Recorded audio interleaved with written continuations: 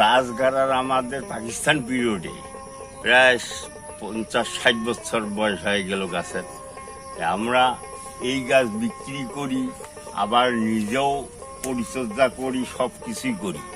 হ্যাঁ, আমাদের ব্যবসায়ী লোকেরা বাগান থেকে মালগুলা নিয়ে যায়।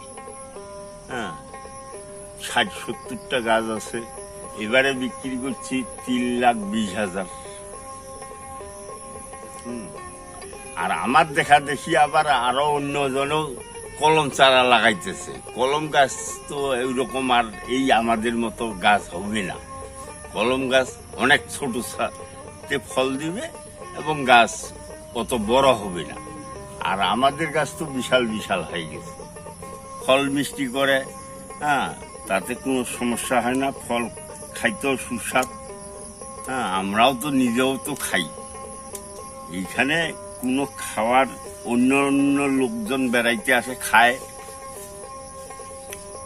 অনেক লোক আসে, আসিয়া বাগানের ভিতরে আসে, দেখে, খায়, যায়। 5,000, 10,000 হইতে হইতে আস্তে আস্তে 25,000 পর্যন্ত বিক্রি হইল। এখন তো লাখ দিয়া বিক্রি হইতেছে, 3 লাখ, 3.5 লাখ।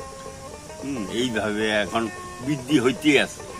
বাগানেরও নাম ছড়িয়ে গেছে ঢাকা পর্যন্ত। হ্যাঁ, ওদিকেরও ব্যবসায়ী আছে, আসিয়া বাগান দেন আমাদেরকে। আমি আমার ওয়াইফ সহ আছি, শুনছি যে এখানকার খুব বড় বাগান কাকার, এই জন্য দেখতে যাচ্ছি নটকো বাগান। এবং নটকো ফল প্রচুর ধরছে, নটকো খাইতেও খুব সুস্বাদু, মিষ্টি।